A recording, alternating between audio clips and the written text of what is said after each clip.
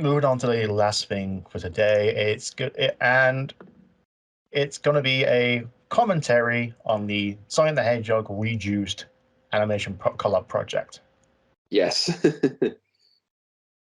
This was released 3 months ago, and we were meant to do a commentary back then.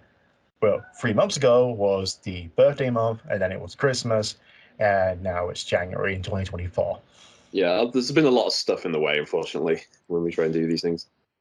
Yeah. So hopefully, and make note of this, we can go back to a weekly podcast, if not every fortnight podcast. Mm. So link will be in the description below. If not, it'll be in the pinned comment to the Sonic the Hedgehog ReJuiced, and you can listen to us commentate as you watch the Sonic the Hedgehog ReJuiced animation, of which Nikki was actually a part of. Yes, this is the project I was working on back in literally 2020 when the world shut down, and what I had to do was, I guess I can do some animation for this little project. It's kind of surreal now that it's actually that long from when I started to my finish, because I finished back in, my stuff was done within 2 months, and then I waited until literally last year when it finally got released. So it's been a long time waiting, this thing. So also this project got hit by the Made for Kids curse of YouTube. Yeah, no, I have a story about this. I haven't had anything made for kids other than the Sonic X Abridged, which are no longer viewable because TMS Anime decided, block it worldwide. Oh boy. Thanks. Just all that time and effort and just completely fucking wasted. Thanks, TMS Anime, you dicks. Well, whoever's in charge of that side of the things. I appeal this, saying this is not monetized. It's purely not profit. It's just made for fun. Yeah, but it shows our stuff anyway, so therefore we're gonna withhold that. Yeah, it's annoying. But yeah, I've got a story about this. So yeah, during the whole time we were making this, guy in charge called Mega Motion, I kept asking him the case of, are you worried about this YouTube Switch ad thing? Because again, it was just becoming a bugbear for a lot of people who do make Sonic content online, and especially Berliner Productions. Exactly them. I mean, oh my god, they've been through hell and back then a lot. So hopefully, they've got a Patreon now, so hopefully they can keep making the stuff they do, which may see more Christmas and Sonics in the future. So that might be a good thing. Anyway, but yeah, so we were worried about this, and he did have a few plans of how he's going to get around of it. One idea originally he was going to do was he did a little animation at the very beginning, which was it had Sally with her hands over a jacket, which she was about to flash the viewer. And the gag being is that when she did it, it would just say "not for kids" right in front. So he would that was his way of maybe I could trick the system type deal. But in the end, he never did it. He never finished. It didn't end up in the finished edit. But when it came out for the first 3 days, it was doing okay. It was going all right. The views were going great. We were getting comments and all that stuff. And then he got hit by the YouTube switch. And of course, we did. Funny enough, I did a little jokey thing where I took the icon that he used for the Twitter account and did a jokey thing of I just plastered that in front of Big Ben and did a joke about news at 10 something got screwed over by YouTube and stuff, which actually got a lot of attention from various people online. And what happened next, this is the real funny story. So he was spreading the news about that this switch happened, which was unfair and stuff, and he was going on Reddit to spread the word, and then somebody from the BBC saw this and actually kind of wanted to know what was going on. And then he apparently came back to them. Actually, I know a guy who works in YouTube in London. I actually know someone in YouTube, not a bot, not going through that rigmarole of waiting for the damn thing to go through, whether or not anybody bothers to reply, an actual person. I can tell him this and see what can happen. And then within a few hours, it got switched over. So literally, the BBC kind of came to the desk and helped this damn thing. That's pretty impressive. Hopefully, you can pass the memo on to other people and say, "Can you get your automated system to start flagging every single animated project that involves Sonic the Hedgehog?" I think the key thing was that obviously he did make the case of, look, this is not made for kids, because some of the stuff in the Reanimate collab is obviously there are certain jokes or visuals and stuff. It's this is not intended for a child audience. So they did tell YouTube straight away. YouTube, you're listening to this because I know you fucking are. Because hopefully YouTube, that'll get the attention of the algorithm. Stop flagging every animated thing that comes across on your freaking channel and website as made for kids. There's a difference as made for kids and safe for kids. Okay. Yes. Sonic booms, and all that. Safe for kids. Adults and kids can sit and watch it. Then it's made for kids, which is what Blue's Clues, Bubble Guppies, Paw Patrol. That's made for kids. Yeah. Learn the difference. And the problem is people have tried to use it. I know some people did it because it could avoid copyright. So some people think if they use that, it means they don't get strikes or anything. But doing that, it means you don't get the views, you don't get the circulations. And like I said, this is what's been drowning various other videos out and about. And I've seen it. I've actually saw it, for instance, funny enough, to a guy who does a bunch of Thomas the Tank Engine reviews. Like he's actually looking back at every season. And again, it's like, it's not made for kids. It's clearly going into, it's a kid's show, but he's talking about the different aspects, how it was made, what was the reaction, putting in maybe some inappropriate jokes that kids would not like. So it's not just Sonic, it's other pieces of media, as you say, that are intended for children. And it's harming a lot of animators, and it's just a pain in the ass. Really the Sonic the Hedgehog ReJuiced Sonic Racer SatAM Anniversary Reanimation Collab in 4K. Yes. All right, before we begin, I'm curious, how are you watching this? Are you watching it for YouTube, or how are you watching this? I watch it on YouTube. All right, then. Well, I've got a version of me ready. Just before we start, I want to give a quick shout out to some of the people who were involved in this project that I got to chat with a lot for ages. So just to give you a few names, I want to thank Stoven, a very good animator you'll see, Kelsifer, Nico Star, Pretty Geeky Zone, Good Old Jake, Urin, a Kid Hog, I probably buggered that name up, Fox Shadow, Zurol, Calamity Gates, again, sorry if I'm buggering the names up, Boozerman, I've got a story with him actually later on, and Nico, everybody said Nico Star, Good Old Grivy, and finally Mega Motion, the guy behind getting this whole project together and actually putting the finished thing together. Okay. Mm-hmm. If you got the video up, you got the video up? Yeah, I've got it. I mean, we'll start at the beginning and then we'll, In 3, 2, 1, play. Yeah, another story I could tell you. So when this was uploaded, originally it was meant to come on, I think it was about 3 o'clock in the afternoon, but then because of a rendering problem, he had to then wait 2 more hours to re-upload it again. So that's why there's a bit of that countdown thing at the beginning. All right. Yeah. Now this opening, if you see the music, we got actually a musician to do a rendition of Burning Way Past Cool, because again, we weren't sure we were going to use Fastest Thing Alive, and that was going to copyright us. So of all things, we got this amazing rendition of an unused theme song. Yeah, I think the Wax used this once in an animation project. Okay, then. We did do a preview screening of this before it got uploaded publicly, so we all got together and watched seeing everybody's shots. And again, every time when someone's in the chat we all go, "Hey, great job, great job!" And this one here, look at this is a great one. This with all the SWAT bots, that's a great shot. Yeah. And I might as well talk about how I came up with this project. So I came across, so later on we'll see a shot that actually got me introduced. So I've seen people do these reanimate collabs, is where you take a show, a movie, whatever, and you reanimate every subsequent shot afterwards. And part of the fun is to see how it varies and changes from style to artist, and also Fox Shadow. Yeah, I think I saw the SpongeBob movie reanimated collab. Yeah, that was full on redone from the ground up. Exactly. And again, because of copyright. So we did, at one point, I think Mega was thinking of maybe we could try and isolate, because at one point, Fox Shadow, who's an amazing musician, in fact, his job at the minute, he's trying to redo the music from SatAM, because there's never been like. What would they do to Sally? Actually, here's a question. Have you actually watched this? Have you actually watched it since it came out? No. Oh, God, you're in for some crazy stuff, man. A bit of like rotoscoping there, and here we go, this shot. Oh, God. Again, there's a lot of stuff if you go back and watch blink and you miss it jokes kind of thing. Because every shot is like maybe 2 seconds. There's a lot of that stuff, and this bit here coming up with the SWAT bots is pretty good. There's an Among Us character there. Oh yeah, in fact, there's another Among Us reference at the beginning, so if you keep your eyes out for this. But I remember this shot being done. This is one of the earliest shots to get finished. I remember seeing that on the server for ages.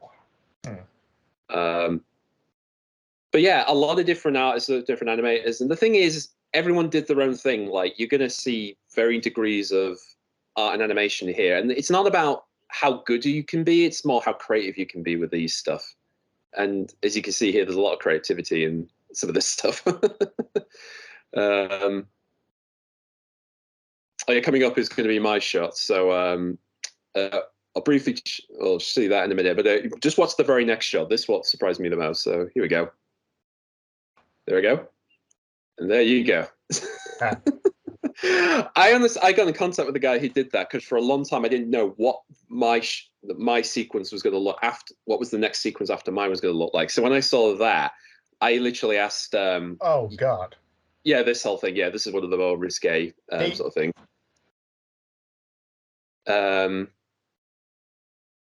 Which, like I said, you know, we did have some artists in here to just doing their own crazy stuff. Even this stuff.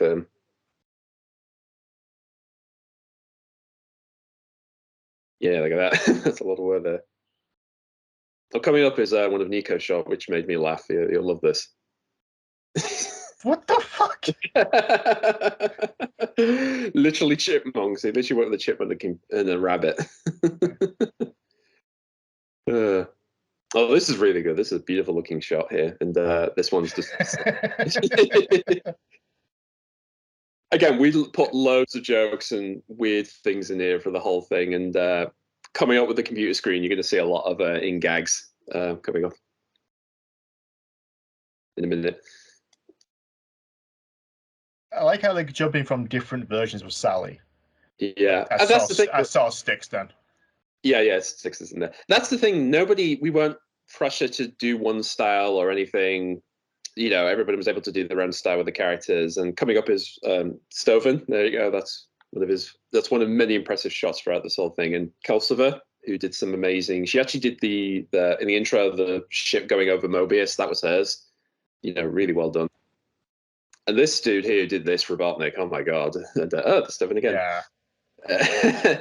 Again, this is what amazes me. The variation and creativity that we got for this project is what surprised me the most.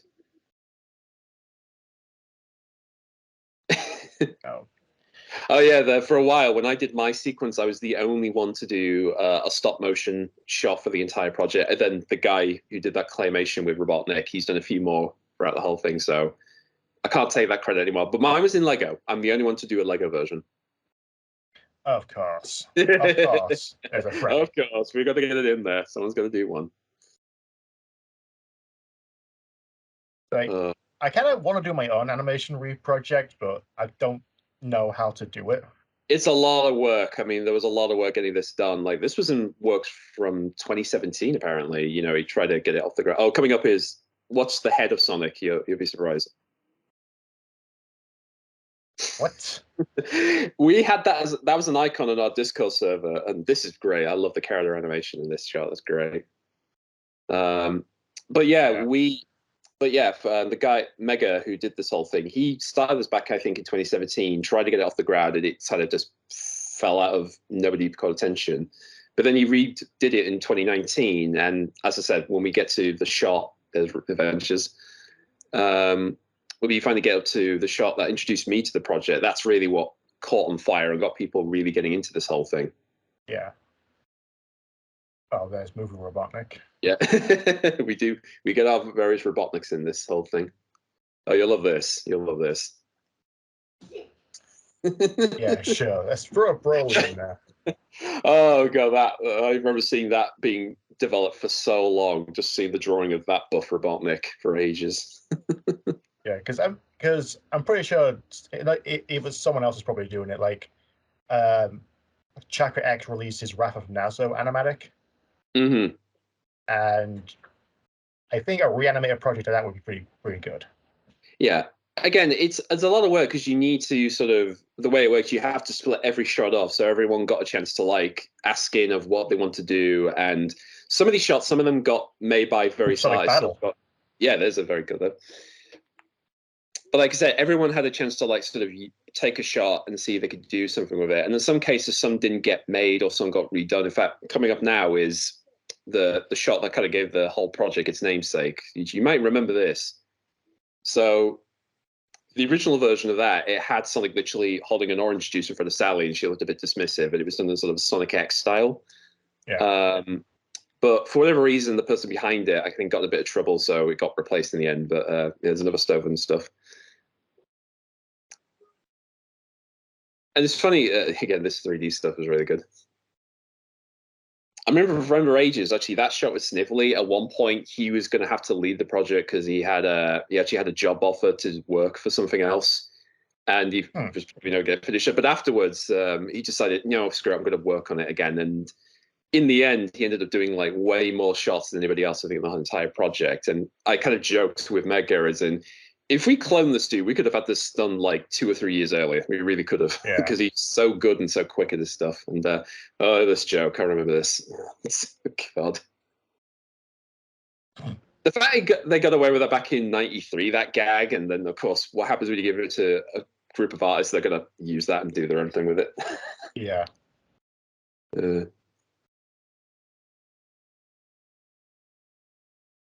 that kind of RPG. Yeah. It's one of the few shots that actually had different artists in. Like every now and again, there's some people collab to do more than one thing on a shot. But towards the end, that particularly happened. In fact, you'll see with Stoven's work near the end, actually, we got a collab with there. Do you think a reanimated project of Nazo Unleashed would be pretty good?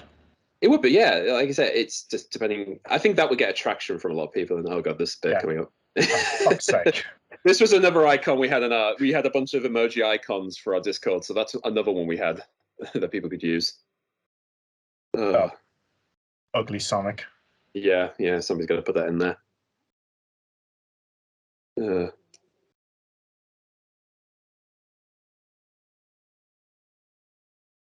But yeah, this guy here, he's you can see on the right hand of the screen, he's actually doing a book about the history of the show, kind of how it came about and stuff. So that's one of his own shots. And if you look here, there's loads of. Why is Quaxley there? That's not. Keep looking in the background. There's loads of Easter eggs in there, my friend. Yeah. As I said, that's the fun thing, is you get to pepper your shots with so many like references, winks, or just stuff you just find funny to put in. The Dreamcast. Yep.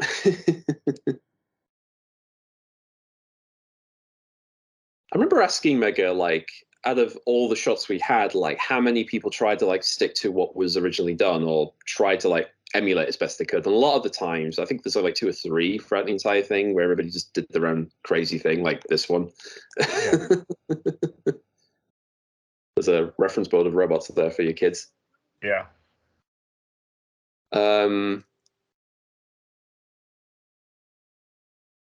It's interesting because one of the reasons we even picked this episode, because this one is a very even in the show, this episode's a very self-contained thing. So you don't have to know what happened prior to really get into what's going on. So it's sort of a good jumping in for fans. Oh yeah, this is something he added. This is you might recognize this little advert here. Yeah. Now I didn't know there was an English version of this for years, because I remember seeing, I think it was the Brazilian dub of it or whatever, but I didn't even know this was actually dubbed in English whatsoever. I just thought it was just like a weird tie-in thing that was done for the States. But yeah, he shipped it in because why not? This would have been on ABC back in the mid-90s. This is what they would have saw back then.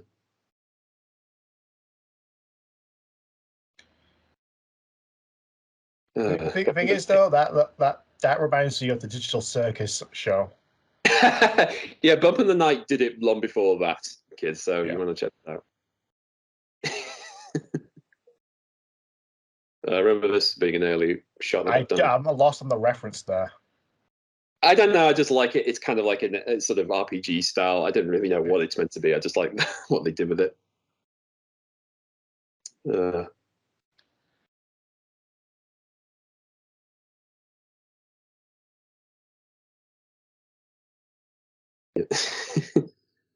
Again, if you keep your eye out, there's loads of crazy little nuances some of these characters do in their animated. That was a Undertale reference then. Yeah, believe me, they're in there. If you spot something in the background there. Game Boy, yeah. That's what it does with Ruby Shot.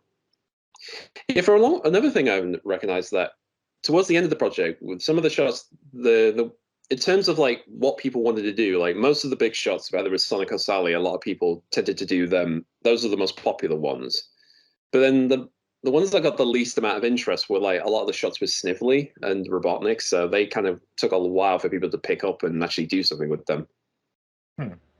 But this is a great one. This is a little just keep. Oh god.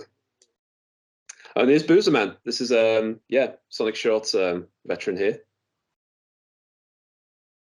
And I've actually got a little story. Actually, I met that guy at Manchester back in November for an animation festival, so I actually got a chance to chat with him for a brief little bit. I like the 3D ones. I don't know why. Yeah, I don't know how many 3D shots we had here. It varies from person to person. Yeah. Yeah. Oh, the coming up is a really good one. This is a good one from Stoven. This bad boy. I kind of his philosophy behind a lot of his shots was he basically did it if he was doing the show now, how would he reboot it by today's standards? That was kind of his philosophy behind it. And coming up is another icon we use for our Discord. There we go. You could use a Muffin Antoine if you wanted as an emoji.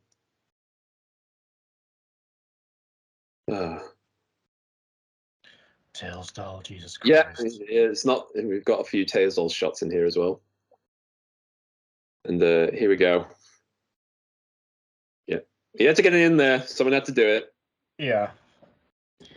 This one's interesting. I like how people are including Nicole, even though she didn't really have a physical form until the comics. No, I mean that's to some people. Like I said, a few people just did Nicole's devices. Like basically, she's even holding like Tails' device there. And, like they either do it as a Game Boy and stuff. Oh, here's the big. This is Stoven's work. This was the very first thing he worked on. And that's actually two shots. He took two shots and melded them together. And this is a friend of his who did this crazy sequence as well. Yeah. So and coming up, this is actually Game Engine with this bit here, that bit there.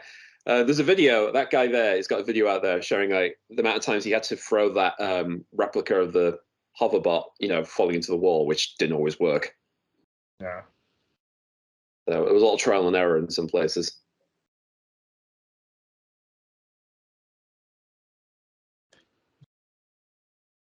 A lot of Sonic battle animation style. Yeah, I've noticed that. There was quite a few people doing that sort of style every now and again. It's a good style. It's just you don't really see it animated. Yeah, look at Antoine there, kids. Why is Antoine like JoJo? Yeah, well, there you go. His little book there.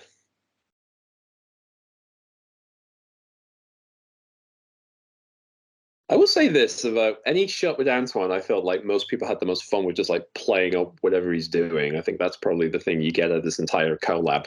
Yeah, a book of how to make yourself smarter by saying. Yeah, exactly. And coming up, this is Mega's shot. This thing here, this is what he did.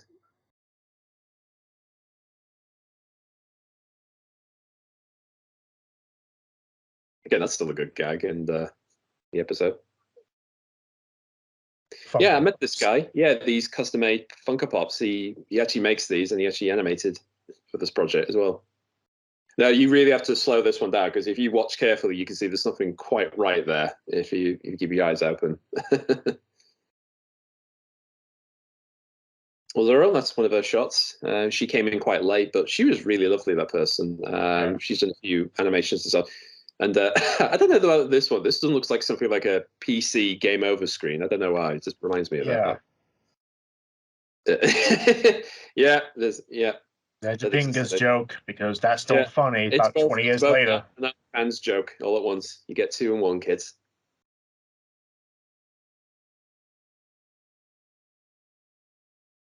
That's good transition there from the screen to the animation. Coming up is this one style you recognize. And the next one you'll recognize it as well. Yeah, somebody had to put that joke in there. Yeah. There's always one. Somebody's got to put we do get the low hanging fruit jokes in this project throughout the thing. This one I love. This is very Ren and Stimpy, this shot. That's oh Lord, bloody Lord.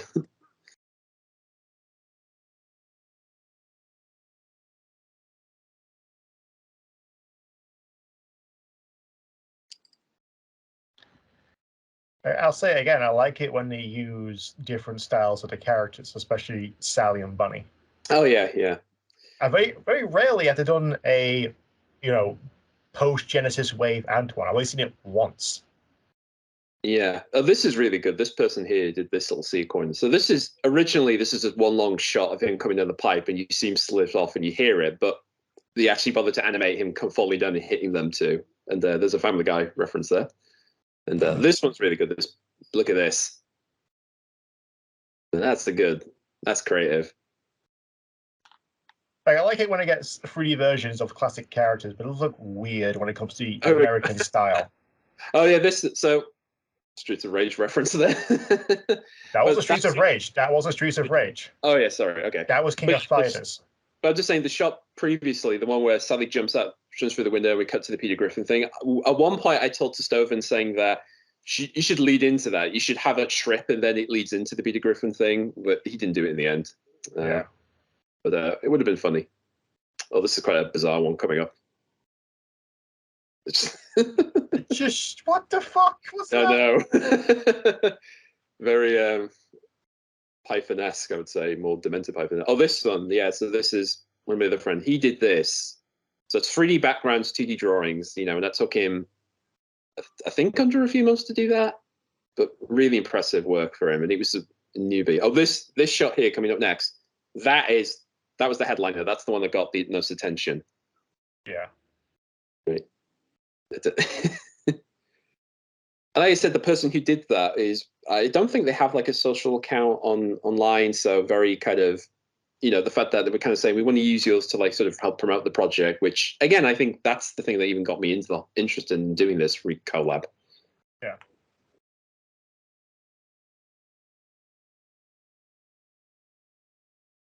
There we go. There's another Stoven bit coming up. So like I said, so he did that shot and Nico did the background. So that sort of helped out just getting that shot done.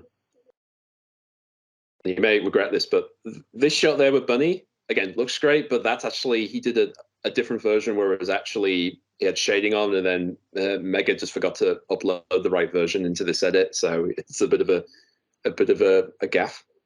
There we go with the wig. Oh, this stuff. I would love, if I had another shot to animate, I would have done this.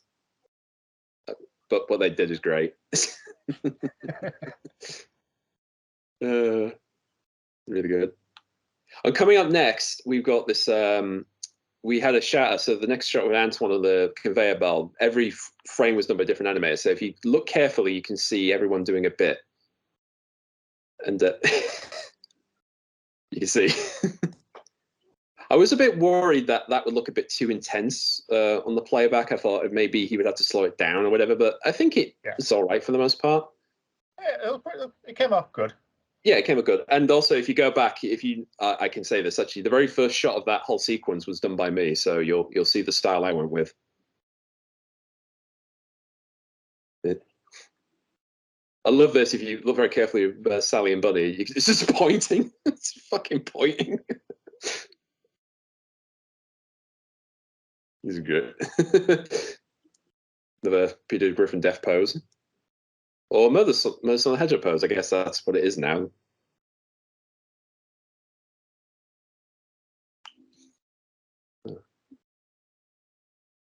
That's beautiful. That's a beautiful shot. Oh, here we go. Here's another. There we go. You get more than one Undertale reference in this whole project.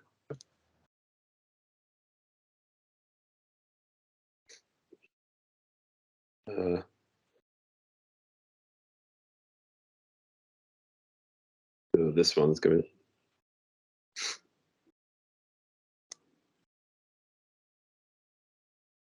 Coming up here, the final shot with him glaring at Snively. I mean, it's like he's going to get a beating. That poor lad. Oh God! Look at that. That is that poor little man. Yeah, sure. Why not? Ewok. Yeah. Now, take a look at this shot here. If you look at Antoine, it's like, look what he's looking at. Do you think he's even paying attention to what Sally's even saying? He's just clearly looking. That was Hershey for some reason. There you go. And there's another. See how many characters you can spot in this little shot here. There's Techno. Yeah. Yeah. Muskie then. Yeah, Muskie was in there.